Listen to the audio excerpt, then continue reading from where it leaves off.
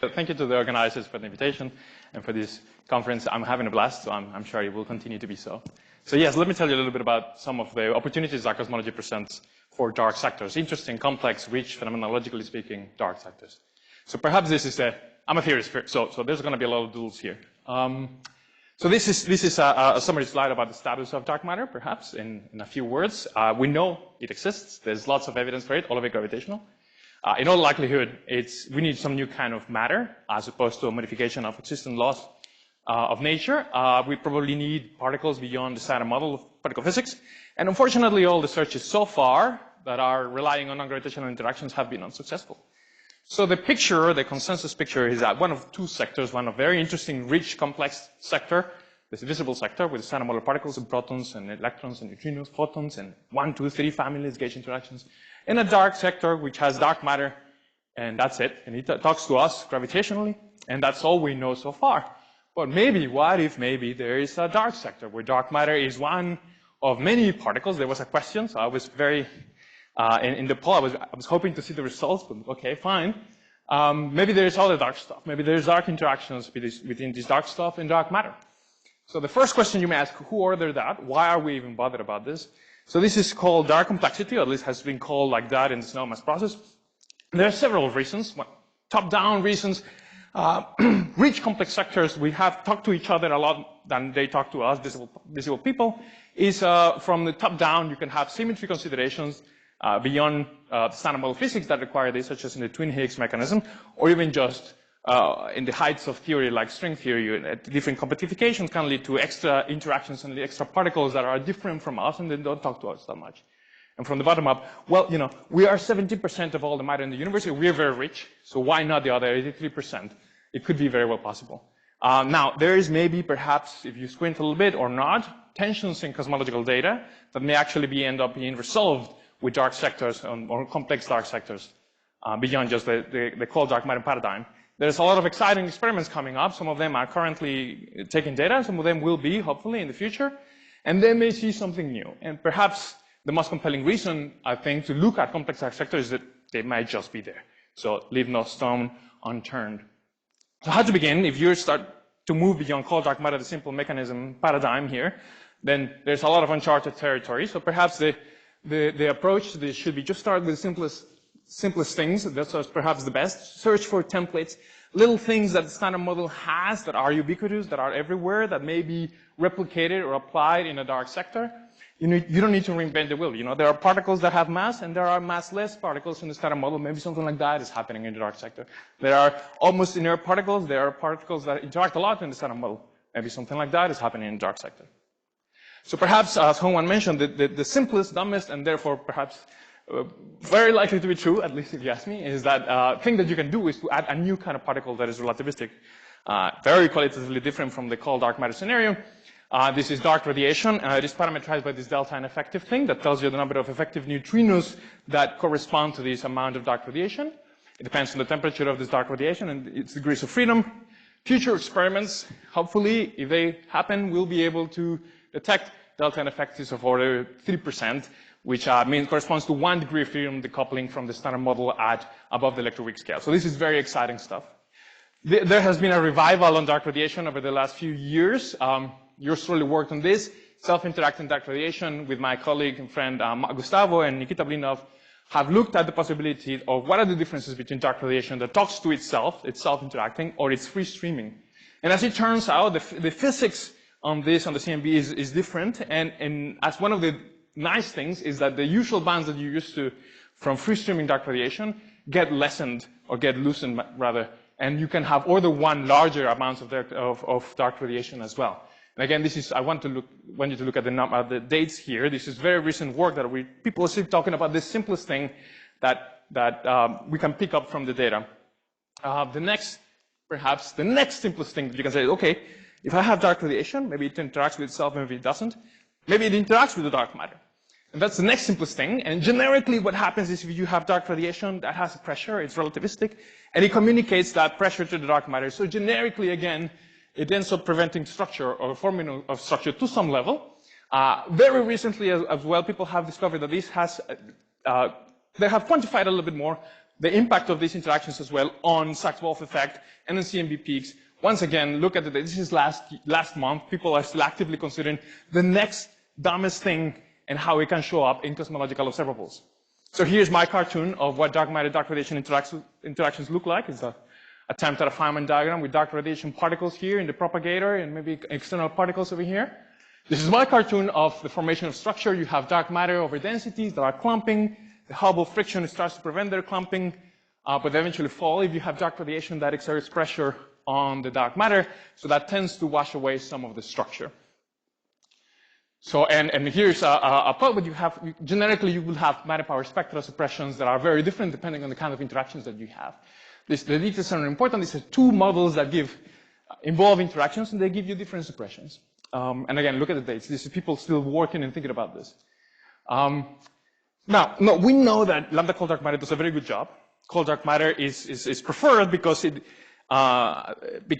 the seed for the growth of structure. So you don't want a lot of dark matter, dark radiation interactions. You don't want to wash away all the structure. So you don't want an overall, a very strong suppression on structure formation. So you need some dials. So exactly how the dark radiation, dark matter interactions are taking place. The first one is how much of the dark matter interacts with the dark radiation. Perhaps, are these interactions strong or are these interactions weak? Do they turn on and off? So basically the picture that I'm going to present to you, the next simplest thing beyond dark radiation is of the dark sector, dark matter, dark radiation. Oh, no. Did I just turn this off? Oh dear. Oh, okay. There we go. Yes. So I'm so excited.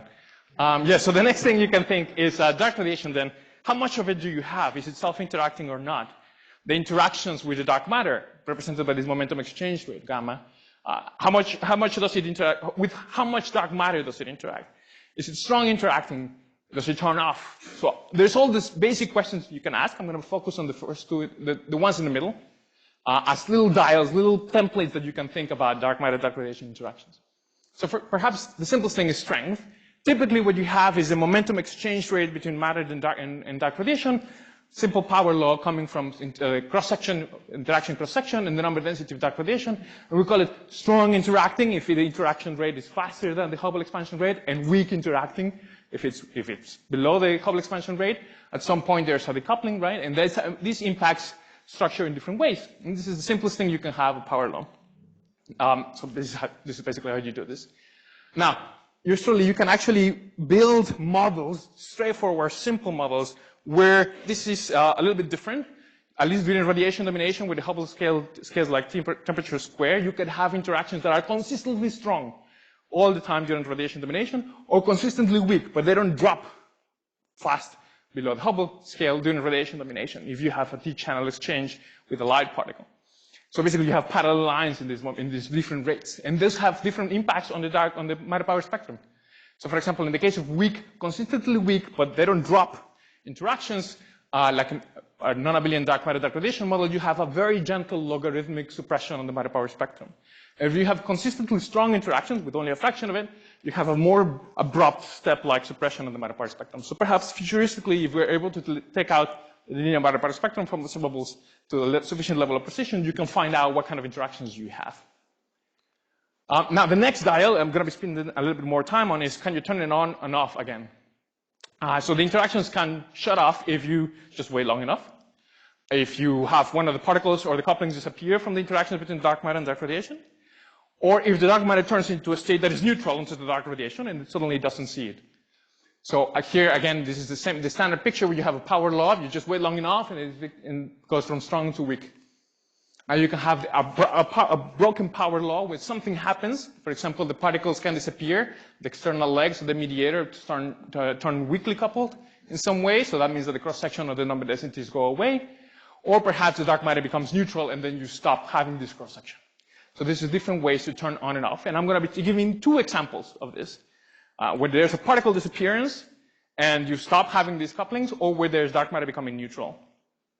So in the case of disappearance, again, very straightforward. You have dark radiation. That means you have a temperature. The next thing you can ask, and there's another mass scale here, literally a mass. One of the dark radiation particles has a mass. And this can help you turn off interactions.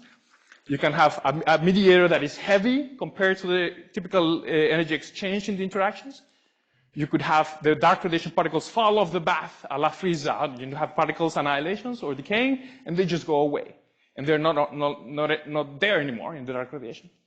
And these mass ratios, again, are ubiquitous in particle physics. We think that something like this happened to electron positrons, right? They annihilate themselves, and suddenly they're not part of the thermal chemical equilibrium bath. So in one case where there's massive portal between the dark matter and dark radiations is done by some colleagues and friends. The wisdom in a dark radiation model where you have weak interactions between the dark matter and dark radiation. And the mediator is very light, but it has a mass. And then as the temperature drops, this mediator becomes massive, and the cross-section becomes weaker and weaker, and then you shut off the interactions. And the one that I've worked with the several collaborators is where the dark radiation has a mass, the external particles have a mass, they annihilate away, you have a Boltzmann suppression, and then the interactions shut off, and you can afford to have strong interactions. And we call this Spartacus because we like puns, and this is what I'm going to be focusing on for the rest of my talk, or most of it. So we call it Spartacus because it's step partially acoustic dark matter, and I'm afraid that is a pun for this older movie. I'm told there's a series as well, but I haven't watched it. And to get a little bit more mathy, here's the field content. You have the following Lagrangian for your dark sector. It looks complicated, but it is not. You have some dark photon represented by this U1 here, and this part of the dark radiation. You have another fermion who is charged into this U1 and it has a mass. And then you have the dark matter particle. In this case, we have a scalar, but it doesn't really matter. The interactions, then you have dark matter interacting with the dark photon and the psi interacting with the dark radiation. You can have more complicated dark radiation sector with different species, and this allows you some freedom in the kind of self-interactions taking place in dark radiation, but that's not crucially important. There's some papers that came out last year and the year before. So we call it stepped because in the dark radiation sector, there's once again two particles. There's a temperature. In the early universe, the temperature is above the mass scale of what is particle psi, but as the universe expands, the temperature drops. You hit this mass scale. What happens is that the particle psi and anti-psi annihilate away. So this is the particle disappearance. So if you've done these calculations in freeze out or whatever, you know that there's an entropy dump, the transfers of the degrees of freedom from the psi to the A. And in terms of the dark radiation, you have a step. The delta ineffective looks like a step at a transition time where the temperature is equal to the mass, roughly speaking. So what happens then is you have a delta ineffective that is changing as a function of time. That's something interesting. And all we did here, at least my collaborators were the first ones, I think, to consider this, is just add a mass to one of the particles in the dark radiation. Relatively straightforward. We call it partially because only a fraction of the dark matter is interacting with this dark radiation. And we call it acoustic because these interactions are actually strong. So you have this T-channel exchange, consistently strong interactions, as I showed you in the previous picture, and a very scary-looking momentum exchange state between the dark matter and dark radiation. The important thing is that for typical parameters that we consider, for a broad range of parameters we consider, these are very strong interactions. So much larger than Hubble, orders of magnitude larger than Hubble. Up until the point where there's a particle disappearance, right, where these psi particles annihilate away, and therefore you have this exponential suppression, this is shut off, happening due to the Boltzmann suppression. Because the particle size are just not around anymore. And therefore, if you calculate the evolution of the perturbations of this dark matter represented in this, I don't know, what is that, orange or teal or salmon, I don't know. These are the perturbations in the dark matter that interacts with this dark radiation, and the blue is the cold dark matter. You can see, for some parameters, you can see that there's these oscillations taking place, just like happens for the baryons, due to the pressure that the dark radiation is imparting on the dark matter, up until you have this decoupling where the particle psi disappears, and then they grow, these perturbations grow. As a function of time, they catch up with the dark matter. As a result, these oscillations get imprinted into the matter power spectrum, and you have what have been known in the literature as dark acoustic oscillations, in an analogy with the baryon acoustic oscillations. And you compare this with the kind, if the interactions shut off. So the next way to turn this off, we talked about the particle disappearing, you can also have dark matter turning neutral. Neutral bound states, that is everywhere in the standard model, a la recombination. The hydrogen is just one, the simplest perhaps in the case of in cosmology. Atomic dark matter is the quintessential example of this. There's a long and venerable history in this. Once again, the dates people are still thinking about is little variations, little comparisons with data and what we can learn. And there's still more to be said. You can have an atomic dark matter model where the dark radiation actually self-interacting because there's extra steps or extra complications going on in this dark sector. And simple things like that, where the dark radiation self-interacts, has broad impact in the cosmology. You can have better fits, as Gustavo and Blinov showed, just by having self-interacting dark radiation. Simpler, more effective dark combination, going to the ground state instead of having to go through the Peebles correction. You can engage only part of the dark radiation in the recombination. You can do a lot of things. And we call this the new atom, the new atomic dark matter. Again, you have different U1 particles here constituting dark radiation in this neutrino. There's charge under this, and dark matter coming into dark protons, dark electrons. There's a kinetic mixing that allows you to dark radiation to be self-interacting in an equilibrium, and the dark photons and the dark electrons scattered off, preventing the formation of dark hydrogen until recombination happens, where the temperature drops below the binding energy. So in summary, you have two very simple ways, of have dark matter interacting with dark radiation and turning it off. Part of the dark matter can have strong interactions, as in particles, with the self-interacting dark radiation can have a mass threshold, and the interactions can turn off if the dark radiation particles just go away from the bath. The new atomic dark matter, you can just have self-interacting dark radiation that plays an important role, and if you formed dark hydrogen, you just shut off these interactions. And I mentioned tensions, just very briefly here. There's a Hubble tension, as I'm sure you've heard it. There's some serious debate about whether this is real or not. Different groups disagree on different things. There's the SA tension that maybe is systematic, but we know that early universe solutions to the Hubble tension actually worsen this, so who knows? There's this tension about Lyman alpha that has recently received some attention. Data seems to want less clustering. And the subject of polls, there was a very scientific poll done in the IAU symposium last year that showed most people actually think there's a lambda CDM problem. This is where experts, astronomers, saying this. These are good excuses to see, well, if these are real tensions, what do our models do? The Spartacus model does very well. It helps to relieve the tension in some of these data sets compared to lambda CDM. And this is preliminary. Our new atomic dark matter also has better fits compared to lambda CDM, significantly better fits. So just to conclude then, dark complexity in dark sectors are well motivated from the top down and bottom up. You can just import phenomena that we know very well, understand very well in the standard model, and apply it to dark sectors, straightforward phenomena, things like just having a mass, things like having bound states. Simple models can lead to interesting cosmology, and like steps into dark radiation, like suppression of matter power spectrums in different ways, and may help alleviate some tensions in cosmology if they're real. Future experiments may actually see dark sector phenomenology, and there's still a lot to be learned. Please look at the talks by Chanda we just had, and Yue and James are going to be talking today. They'll also be talking about slightly different things, but also dark sectors that have a rich dark phenomenology. And thank you for your kind attention.